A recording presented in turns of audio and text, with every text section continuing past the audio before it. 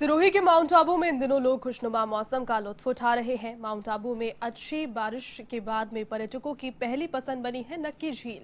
वो भी अब ओवरफ्लो हो चुकी है। तो वहीं यहाँ कोदरा डैम भी लबालब हो चुका है। कई इलाकों में झरने बह रहे हैं फिलहाल वहां पर।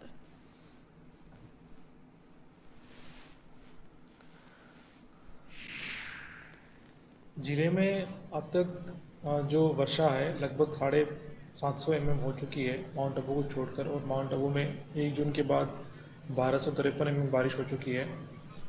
जो माउंट आबू के इलाकों के जो वाटर बॉडीज़ हैं वो ओवरफ्लो हो रहे हैं और वहाँ से झरने के रूप में पानी नीचे भी आ रहा है। तो इस बारे में पहले तो नदियों में पानी की आवक और निचले स्तर पर जो वाटर बॉडीज़ हैं, वाटर कोर्सेज में पानी की आवक को लेकर हमारे सब अधिकारी सतर्क हैं, और जो संसाधन उन्होंने आपदा प्रबंधन और बाढ़ बचाव को लेकर हमें बताए थे उन सभी की सक्रियता को हमने चेक कर लिया है। किसी भी आपदा से निपटने के लिए हमारी टीम पूरी तरह से तैयार है। धौलपुर जिले से होकर गुजर रही चंबल नदी हाड़ौती क्षेत्र से पानी की आवक कम होने पर जल स्तर खतरे के निशान से 3.09 मीटर नीचे बह रही है। इससे जिला प्रशासन ने राहत की सांस ली है। पिछले 2 दिनों से चंबल नदी उफान पर चल रही थी। चंबल नदी का खतरे का निशान 129.79 मीटर है, जबकि 2 दिनों से खतरे के निशान से 2.21 मीटर ऊपर ये बह रही थी। अब बुधवार को पानी में भारी गिरावट दर्ज की गई। हाड़ौती क्षेत्र में अगर बारिश होती तो चंबल नदी में पानी की आवक भी रहेगी। ऐसी स्थिति में जिले में बाढ़ के हालात ना हो, उसके लिए नदी के तटवर्ती इलाकों में विशेष निगरानी रखी जा रही है। संबंधित हल्का पटवारी और गिरदावर को तैनात करने के निर्देश भी दिए गए हैं। टॉक में शिव शिक्षा समिति की ओर से सेव द चिल्ड्रन के संयुक्त तत्वावधान पर बगड़ी अटल सेवा केंद्र में कानूनी जागरूकता शिविर का आयोजन किया गया। इसमें किशोरियों और महिलाओं को कानूनी जानकारी दी गई। साथ ही महिला अत्याचारों के खिलाफ आवाज उठाने के लिए भी जागरूक उन्हें किया गया।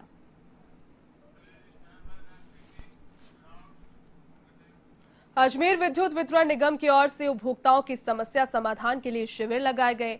11 जिलों के 204 उपखंडों पर इन समस्या समाधान शिविरों का आयोजन किया गया। इस दौरान उपभोक्ताओं ने अपने बिजली बिल से संबंधित समस्या अधिकारियों के सामने रखी।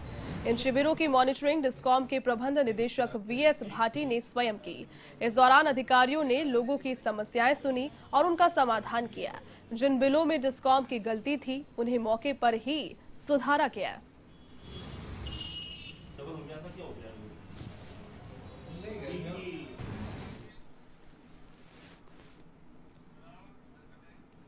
धौलपुर में सालेपुर से राजा का नगला तक सड़क मार्ग पूरी तरीके से क्षतिग्रस्त हो चुका है। ऐसे में वाहन चालक और राहगीर हादसों का शिकार हो रहे हैं। बारिश में ये जो समस्या है वो और अधिक बढ़ गई है। इससे लोगों में आक्रोश भी व्याप्त है। सड़क पर बने गहरे गड्ढे राहगीर और वाहन चालकों की जान पर भारी पड़ रहे हैं। आए दिन वाहन चालक सड़क हादसों का यहाँ शिकार हो रहे हैं, लेकिन जिम्मेदार जो है वो बेखबर बने बैठे हैं।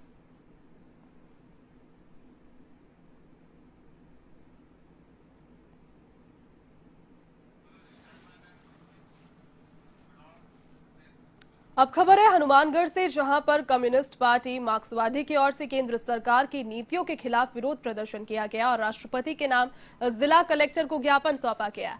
माकपा के प्रदेश सचिव रामेश्वर वर्मा ने बताया कि केंद्र की भाजपा सरकार बड़े पूंजीपतियों को फायदा पहुंचा रही है। इसका देश की अर्थव्यवस्था पर बुरा असर पड़ रहा है।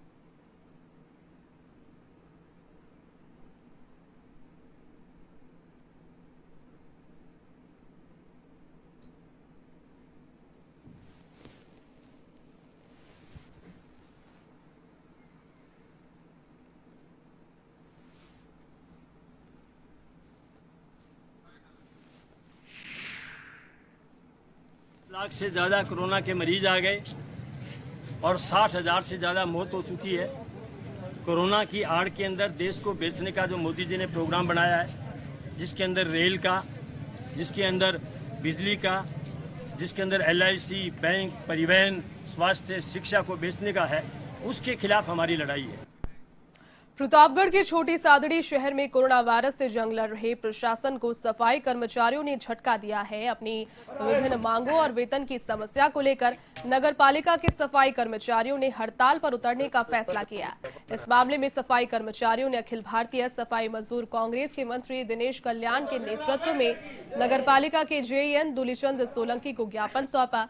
ज्ञापन में बताया गया कि सफाई कर्मचारियों के विभिन्न मांगों को लेकर 18 जून को उन्होंने प्रशासन को मांग पत्र सौंपा, लेकिन उस समय मांग पत्र पर प्रशासन ने कोई भी संज्ञान नहीं लिया। समस्या ज्यों की त्यों बनी हुई है। ऐसे में इस हड़ताल का फैसला उन्होंने किया।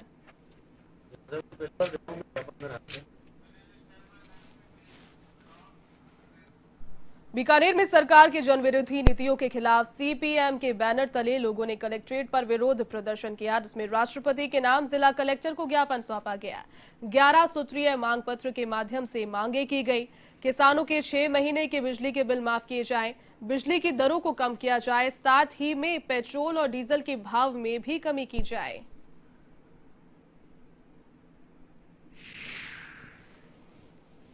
आज हम देख रहे हैं जिस प्रकार से नरेंद्र मोदी की एनडीए के नेतृत्व के अंदर जो ये दूसरी बार राज सत्ता हासिल करी है सरकार ने, ये सरकार एकदम चुनी हुई तानाशाह के रूप में काम कर रही है। और मोदी जी को हिंदुस्तान की आम गरीब मजदूर जनता से ऐसा लगता है इस कोरोना महामारी के अंदर कोई लेना देना नहीं है। और मोदी एकदम निरुपस बन के मोरों को दाना खिला रहा है। साथियों, आज हम देख रहे हैं साथियों, ये सरकार जन विरोधी नीतियां अपनाते हुए रेलवे का निजीकरण कर रही है, कोयला खदानों का निजीकरण कर रही है और किसानों के ऊपर ऐसे ऐसे अध्यादेश लेके आ रही है जिससे किसानों की कमर टूटने का काम ये सरकार कर रही है।